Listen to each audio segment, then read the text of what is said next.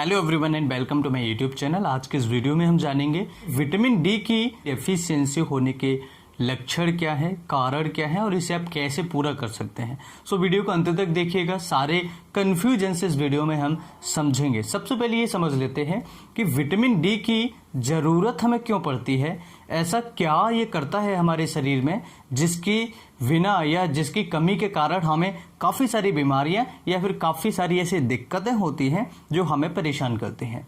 तो सबसे पहली ज़रूरत होती है इसकी हड्डियों के लिए, यानी कि हमारी हड्डियों को मजबूत रखने के लिए, स्ट्रॉन्ग रखने के लिए और हड्डियों की बीमारी से बचाने के लिए विटामिन डी की ज़रूरत बहुत ज़्यादा होती है। और इसकी स्पेशली ऑस्टियोमैलेशिया या फिर रिकेट्स जैसी बीमारियों से बचाने के लिए इसकी बहुत ज़्यादा ज़रूरत होती है।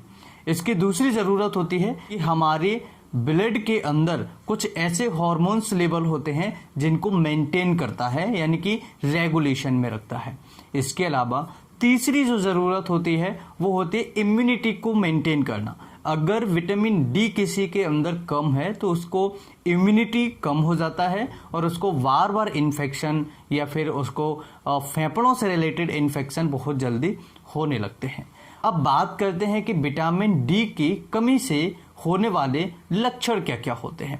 सबसे पहला लक्षण होता है दोस्तों मसल्स क्रैम्प होना, यानी कि उस मरीज की जो मसल्स हैं उसको बहुत ज़्यादा खिंचाव, बहुत ज़्यादा दर्द उसमें देखने को मिलेगा, जिसे हम मसल्स एक कहते हैं। तो मसल्स क्रैम्प और मसल एक दोनों उनमें देखने को मिलेगा। इसके अलावा बहुत ज़्यादा ऐठन होगी मसल्स में, जिसे हम मसल्स स्पास्म कहते हैं। तो मसल स्पास्म देखने को मिलेगी, मसल्स एक देखने को मिलेगा और मसल्स क्रैम्प देखने को मिलेगा। अब इसके अलावा हड्डियों में पेन रहना, यानी कि उसके जॉइंट्स में या हड्डियों में बहुत ज़्यादा दर्द रहना। इसके अलावा हड्डियां कमज़ोर होना, जरा सा गिरने पे या जरा सा चोट लगने पे उसकी हड्डी फ्रैक्चर तक हो जाती है। इसके अलावा रिकेट्स होना, बच्चों में रिकेट्स की समस्या बहुत जल्दी हो जाती है। अगर किसी महिला को प्रेगनेंसी के दौरान विटामिन डी नहीं दिया जाता है तो ऐसी कंडीशन में उसकी जो हड्डियां होती हैं वो डिफॉर्म आ सकते हैं, यानी कि हड्डियां जैसे टेढ़ी हो जाती हैं या छोटी हड्डी शॉर्ट हड्डी हो जाती है, इस तरह की हड्डी देखने को मिल सकती है। ये बच्चों के डेवलपमेंट के लिए बहुत ज़्यादा ज़रूरी होता है। अगर बच्चों को विटामिन डी नहीं दिया गया तो ऐसी कंडीशन में उनका जो डेवलपमेंट होता है या जो रिप्रोडक्शन होता है वो प्रॉपर तरीके से नहीं हो पाता और बच्चा हाइट कम रह जाती है उसकी, या फिर उसकी जो हड्डियां हैं या उसकी इम्यूनिटी है, जो ब्रेन है, वो सही तरीके से डेवलप नहीं हो पाते हैं। इसके अलावा फटीग रहना, फटीग यानी कि बहुत ज़्यादा थकान रहना, बहुत ज़्यादा वीकनेस रहना, ये भी विटामिन डी का बहुत बड़ा सिम्टम लक्षण होता है।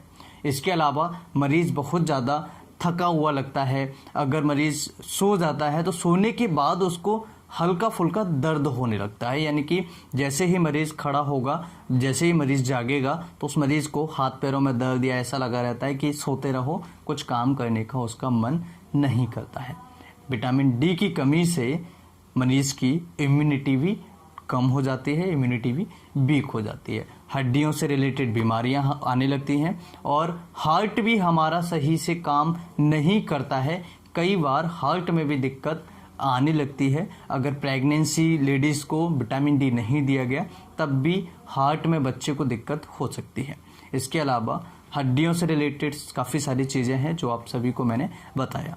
अब बात कर लेते हैं इसके कारण क्या होते हैं और उसके बाद हम समझेंगे कि इसे कैसे आप पूरा कर सकते हैं। तो कम होने के जो कारण हैं वो कई सारे कारण हैं, जैसे कि कई ऐसे मरीज होते हैं जिनकी स्किन होती है डार्क स्किन की वजह से क्या होता है, मेलानिन ज़्यादा होता है। जब मेलानिन ज़्यादा होता है तो जो सन की एक्सपोजर रहता है वो प्रॉपर तरीके से सही नहीं हो पाता है, उसकी एबिलिटी को थोड़ा कम कर देता है, जिसकी वजह से जो सन की जो रेज होती हैं स्किन के अंदर सही से काम नहीं कर पाती और हमारा शरीर जो है विटामिन डी को सही से नहीं बना पाता। इसके अलावा दूसरा कारण होता है, कई ऐसे मरीज होते हैं जिनकी जीआईटी से रिलेटेड बीमारियां होती हैं, जैसे कि सीलियाक डिसीज है, या फिर कई ऐसे मरीज होते हैं जिनको क्रॉन्स डिसीज होता है और अन्य प्रकार के जैसे सिस्टिक फाइब्रोसिस जैसी बीमारियों में भी ये आपको कम देखने को मिल सकता है, या इनके कारण भी आपका जो विटामिन डी होता है वो कम हो जाता है। इसके अलावा आपकी आंतें ही उसको एब्जॉर्ब नहीं कर पा रही हो, यानी कि आप सही मात्रा में ले रहे हैं लेकिन उनकी आंतें जो हैं वो सही तरीके से शरीर के अंदर नहीं भेज पा रही हैं। ये भी एक बहुत बड़ा रीजन, एक बहुत बड़ा कारण होता है विटामिन डी की कमी के लिए। इसके अलावा कुछ लोग होते हैं मोटे।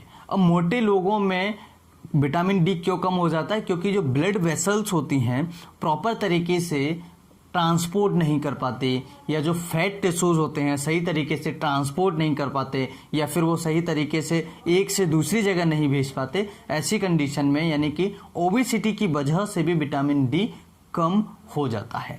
इसके अलावा कुछ मरीज ऐसे होते हैं जो सही तरीके से ले ही नहीं पाते, यानी कि सही तरीके की उनकी डाइट नहीं है या सही तरीके से वो खा नहीं पाते हैं। ऐसी सिचुएशन में भी विटामिन डी की कमी हो सकती है। इसके अलावा एक कॉमन रीजन ये होता है कि जब भी हम बाहर निकलते हैं तो पूरे आस्तीन के कपड़े पहनते हैं, जिससे स्किन के कांटेक्ट में हम और सन की लाइट के कांटेक्ट में प्रॉपर तरीके से नहीं आ पाते। इसकी वजह से भी विटामिन डी की कमी हो सकती है। इसके अलावा किडनी से रिलेटेड बीमारियां, क्योंकि किडनी में अगर कोई बीमारी होगी तो ये जो विटामिन डी है इसको ये कन्वर्ट करती है, जो एक्टिव फॉर्म होता है विटामिन डी का, जैसे कि 125 हाइड्रोक्सी कैल्सीफेरोल वगैरह, ये जो अलग अलग प्रकार की जो कैल्सीफेरोल वगैरह होती है जो किडनी में कन्वर्ट होती है। जब किडनी में ही अगर कोई बीमारी हो जाएगी तो प्रॉपर तरीके से ये कन्वर्ट नहीं कर पाएगी और ये इसके अंदर विटामिन डी की कमी देखने को हमें शरीर में मिलेगी।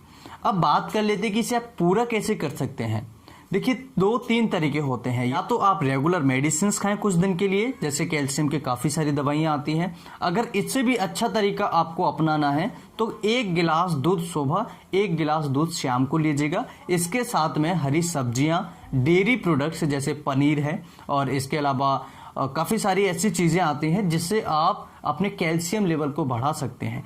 जो फोर्टिफाइड डेयरी प्रोडक्ट्स होते हैं उससे आप बड़े आसान तरीके से अपने विटामिन D3 को बढ़ा सकते हैं। इसके अलावा जो ग्रेन्स होते हैं उनके अंदर भी पाया जाता है, और एग्स, जो लोग वेजिटेरियन होते हैं उनमें ज़्यादातर ये विटामिन डी की कमी देखने को मिलती है, क्योंकि जो एनिमल प्रोडक्ट्स होते हैं जैसे लिवर ऑयल्स है या एग्स है या कुछ ऐसी मछलियाँ होती हैं जिनके अंदर ये पाया जाता है। तो मछली, जो लोग मछली खाते हैं, मछली में बहुत अच्छी मात्रा होती है इसकी, लिवर ऑयल्स है, या फिर इसके अलावा एग्स है, एग्स और यॉग जो होता है उसके अंदर, ठीक है, और दूध के अंदर बहुत अच्छी मात्रा देखने को मिलती है। ग्रीन्स के अंदर भी इसकी बहुत अच्छी मात्रा देखने को मिलती है। डेयरी प्रोडक्ट्स के अंदर भी इसकी बहुत अच्छी मात्रा देखने को मिलती है। तो ये होता है इसे पूरा करने का बहुत अच्छा तरीका। अगर आप घरेलू तरीके से उपयोग करना चाहते हैं तो आपको 1 गिलास दूध सुबह, 1 गिलास दूध शाम को, इसके अंदर अगर आप 7-8 दाख डाल सकते हैं, जिसे हम किशमिश कहते हैं, किशमिश डाल के आप दूध को पी लीजिएगा। आप 15 दिन में देखेंगे आपके जितनी भी कैल्शियम की कमी होगी वो पूरी हो जाएगी। आज के इस वीडियो में इतना ही। अगर अच्छा लगे तो लाइक, शेयर एंड सब्सक्राइब करें। कुछ पूछने रहे तो कमेंट करें, और अगर आप हमारे चैनल पर नए हैं चैनल को सब्सक्राइब करें, जिससे हमारी आने वाली लेटेस्ट वीडियोस की नोटिफिकेशन आप तक आसानी से पहुंच सके। हम फिर मिलते हैं इसी तरीके से नई वीडियो में। तब तक के लिए नमस्कार, जय हिंद।